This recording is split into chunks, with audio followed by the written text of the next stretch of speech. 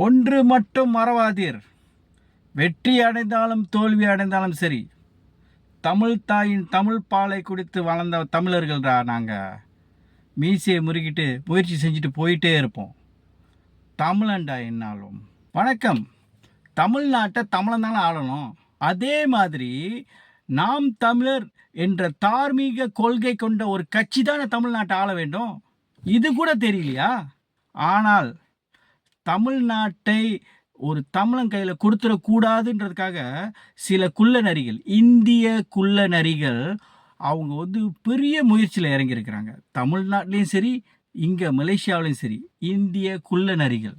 அதற்கு ஒரு சரியான சான்று நான் உங்கள்கிட்டலாம் சொல்கிறேன். மலேசியாவில் நடந்தது. ஒரு 2-3 நாட்கள் முன்பு ஒரு குள்ளநரி, ஒரு விளக்கேற்றின குள்ளநரி எப்படி கதர்னிச்சு நீங்களாம் பார்த்தீங்க தானே. தமிழர்களுக்கு, நாம் தமிழர் கட்சிக்கு ஓட்டு போடக்கூடாதுன்னு சொல்லி இங்கே மலேசியாவில் ஒரு இந்திய குள்ளநரி எப்படி வேலையை காட்டுனுச்சு, அதே மாதிரி அங்கேயும் செஞ்சுக்கிட்டு இருக்காங்க. இது ஏன் தமிழர்களுக்கு புரிய மாட்டுது? உலக வாழ் தமிழர்களுக்கு ஏன் புரிய மாட்டுது? முக்கியமாக தமிழ்நாட்டின் எதிர்காலம் இளைஞர்களே, தமிழர்களே உங்களுக்கு ஏன் புரியல? தமிழ்நாட்டு மக்கள்கிட்ட ஒரு கேள்வி. தமிழ்நாட்டில் நிறைய கட்சிகள் இருக்குது, அரசியல் கட்சிகள் இருக்குது. அதில் ஒரு அரசியல் கட்சியில் தமிழர்கள் பெரும்பான்மைன்னு காட்டுங்க பார்ப்போம். தலைமைத்துவத்தில் காட்டுங்க பார்ப்போம். நடிகர் விஜயோட கட்சியை நீங்கள் சொல்லாதீங்க. அது ஒரு கட்சியாகவே நான் பொருட்படுத்தலை. ஏனென்றால் நாம் தமிழர் கட்சியை உடைப்பதற்காக, அவர்களின் ஓட்டை உடைப்பதற்காக கொண்டு வந்த ஒரு கருவி தான் விஜய். அவ்வளோதான். அது ஒரு கட்சின்னு நான் பொருட்படுத்தவே இல்லை, நான் ஏற்கொள்ளவில்லை.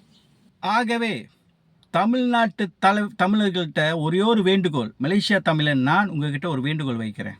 அவர் சொன்னார், இவர் சொன்னார் என்று நம்பி அறிவிழந்து நம் தமிழர்களின் உரிமைகளையும் உடைமைகளையும் இழந்து விடாதீங்க. எவர் சொன்ன சொல்லானாலும் உங்களோட பகுத்தறிவில் எண்ணி பாருங்க, தமிழர்கள் வாழ்வார்கள். உலக வாழ் தமிழர்கள், முக்கியமாக மலேசியா தமிழர்கள், அண்ணன் சீமான் பக்கம் நாம் தமிழர் வெல்வது உறுதி.